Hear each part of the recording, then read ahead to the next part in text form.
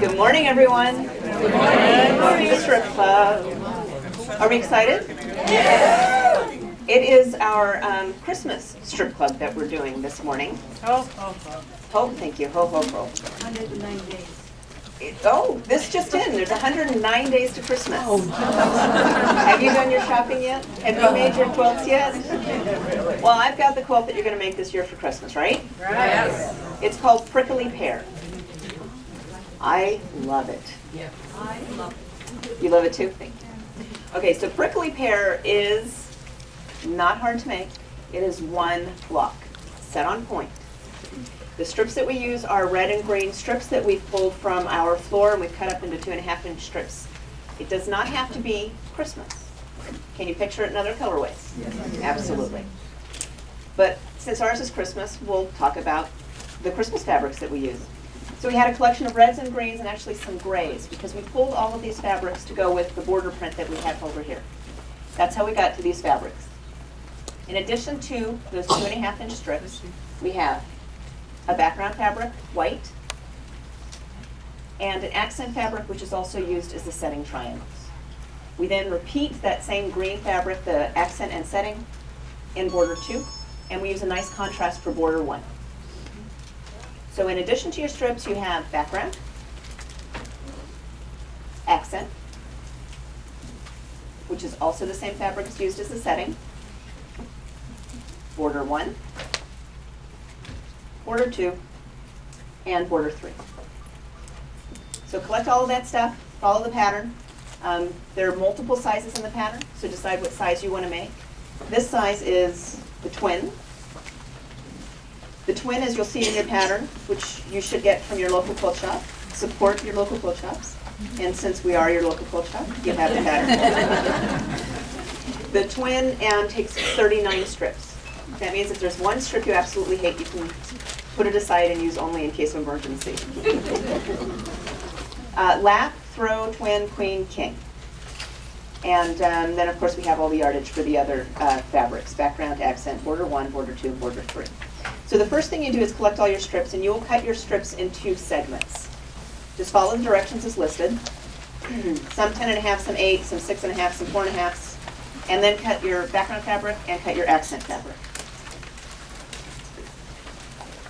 I'm going to show you 2 ways that we can put these blocks together. One is the way outlined in this pattern and in a lot of our patterns. It is a simple stitch and fold technique. And when we do the stitch and fold technique, we draw lines on the back of the fabric. So to make one of the pieces, we need to draw a line on the back of the 2.5-inch background fabric. Can you see that? So here we have a background square, 2.5-inch line drawn on the back. We're placing it onto a 4.5-inch segment. Place this picture. Draw a seam on that diagonal line. Actually draw a thread towards the point so that when you fold it over, you'll get a piece that looks like this. Or, otherwise said, whoops, I did that wrong. Okay, this is one version of it. Here, I'll do another. Bless you. Bless you. Sometimes you'll draw it on a rectangle. Or a rectangle. Diagonal line, 45 degrees. Use your 45-degree line on your ruler to create this. Place it on your 4.5-inch strip segment, as pictured. Draw on a stitch on that diagonal line. Flip it over, and you get a piece that looks like that. You follow that? You will have excess fabric here. You will cut that away. Don't cut it away until you know that when you flip this piece over with that diagonal seam, you have flush edges on the top and the bottom. Okay? You follow all that? Mm-hmm. So this is one technique. We've used it over and over again in the cozy patterns. It's a fantastic technique when you're using 2.5-inch strips. It's really the same, especially these segments, as when you're stitching, binding together, and you put the 2 ends, you sew diagonally, and then you flip over to get a flush line. Same technique as that. But when you use different fabrics, you get a wonderful diagonal seam. That's why I love this so much, and why it's so wonderful with 2.5-inch strips. Now, if you don't want to draw those lines, there is a new ruler on the market. The ruler is called the folded corner cutter.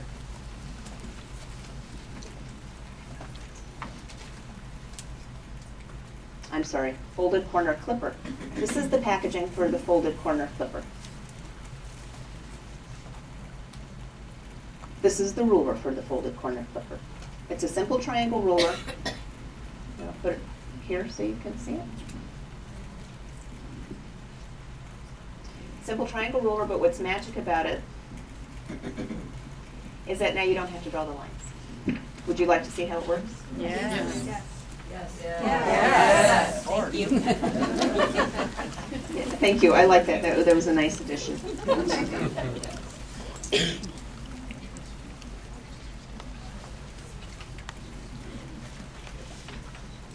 Okay, so now we're not going to draw the lines.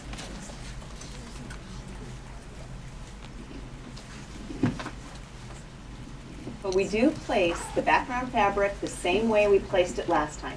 The rectangle on top of the segment of the strips. Do you follow? No diagonal line.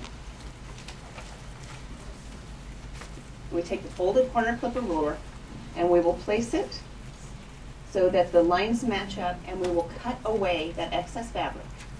It will leave behind the exact seam that you can follow with your 1/4 inch guide.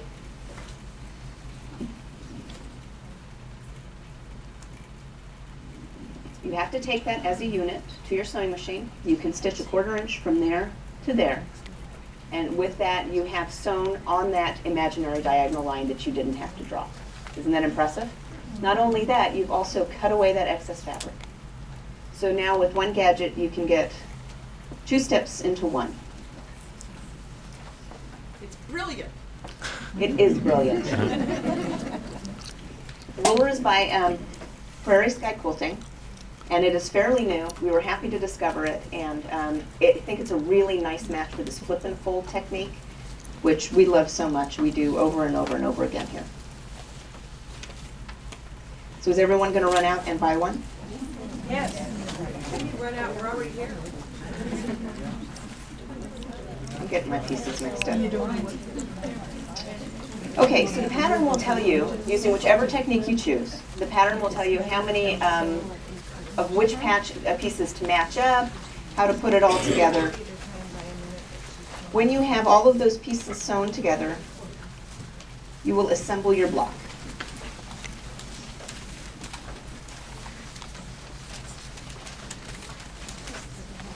There are lots of different pieces that get sewn together. I'm not going to bore you and go step through all of them, especially since you have the pattern.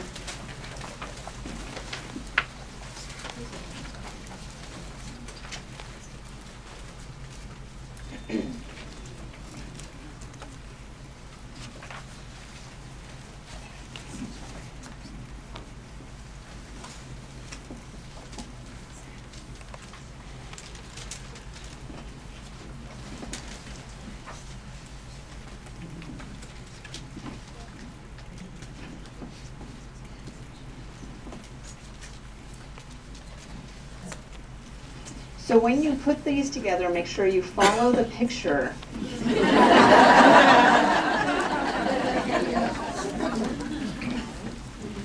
And I'm showing you exactly why it is necessary to follow the picture.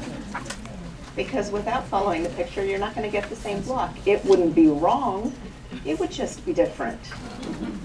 Ah, that's much better. Okay. Now that we have all, is it wrong? Yes. What's the matter with it?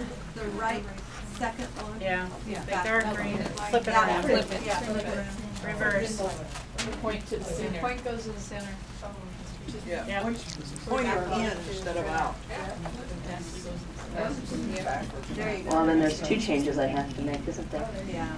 There you go. No, is that better? Yeah, yeah. Well, I will confess that sometimes I deliberately make mistakes up there just to make sure you're watching. And this was one of those cases. Nice try. All right, now that we have all the pieces up, you can see how we're going to make all of those pieces. You see there was a diagonal line, a segment that was sewn, 2 segments sewn diagonally, flipped over for this piece, a longer segment with a square for that piece, another rectangle with a background rectangle for that piece, another, it's all in the pattern what sizes, so don't get worried about that. And you will just make them piece by piece by piece, and then you put them all together, lay them out on your table like this. I do advise laying out each block to make sure you have the pieces correct. And then when you sew them together, you'll sew so these 2 flying geese this flying geese with this background square of 4.5 inches, and then this goose to an accent square. Notice there's an accent square here. I hadn't talked about that yet. I did have you cut a bunch of accent pieces. This little square lives here in the corner, okay? So those together, and now we add those long segments, which are the prickly part of the prickly pear. You add them on just like you would a growing log cabin quilt. Short end added, then the next piece, and then the next piece, and then the final piece until you have your block. That is your block. There is nothing else to it. It's the same block over and over again, twisted and turned. Ta-da! Very good? Yeah, you like it? Okay, good. It is set on point, and I think that's part of the magic of this quilt. That means you will actually sew your blocks together diagonally, and at the end of each row you will add a setting triangle. This month the setting triangle is a single fabric. Last month we pieced that setting triangles. This month it's just a single green fabric. The reason the green fabric is the same color as the accent fabric is because that setting triangle in some cases will actually meld into the accent fabric and create this little diamond on the tip of a diamond effect. Do you see that? Also notice that when you put the blocks together, the big strip pieces come together to create the star, but then the corners come together, 4 of them come together to create this diamond, and then 2 of the flying geese come together to create that little dynamic square that sort of separates them. We call that a secondary element or secondary design. It's when pieces of one block that look nice already, when 2 of those pieces come together and they create a secondary design where the blocks meld into each other. And it's fun to try to pick out the block when there's a secondary design. We used to do a lecture for kids, and we used to play, where is the block? It's a square. Can you find the square? And sometimes, you want to think that this is one square, and then this is another square. But it's just the magic of how the secondary design catches your eye when blocks meet and they create that other element. Very good? Any questions? Did I go too fast? Did I miss anything? So very pretty, lovely in the reds and greens, terrific quilt for Christmas. If only we had it in another colorway. Oh, yeah. We don't, Yeah, wouldn't that be great? oh, yeah. Can somebody bring one? Nobody brought one? I'll bet you have one. I did, yes. And I was waiting for my holders to help me with the quilts. Your bookends? My bookends. They're coming. Okay, you and I can do this. Oh, she's coming. I was talking. Don't give anything away. Surprise. This is Maureen and Kathy. They're our volunteers. And they want to see the quilt first. No, just kidding. So you get the back. Now you guys have to go to the left. Step to the left. No, they're centering so you can better see. Higher. What do you think? Higher. Why don't you come down just a tip? There you go. Very good? Yeah? Okay, so this shows you how fall fabrics can make prickly pear come to life. This is a smaller size. There's been a request for you to oscillate.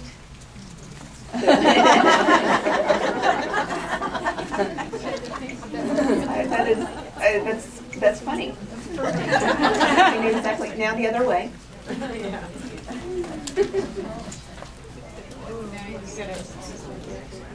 Oh, it's really pretty.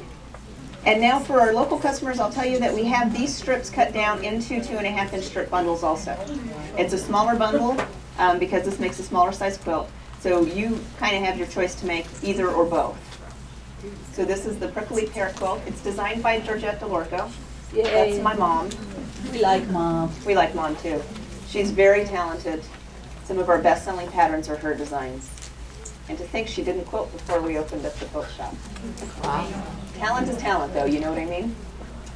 Okay, any other questions? No for sharing? Well, it's really that easy, so I don't think I have anything more to share with you for Prickly Pear if you guys don't have any more questions. Well, I hope you make this quilt for Christmas. I hope you give it to somebody special. Cuddle under up on those cold nights, which we can't imagine right now because it's like 95 degrees outside and it's only 8:30 in the morning. But have vision, my friends. Start now. You can have it done for Christmas.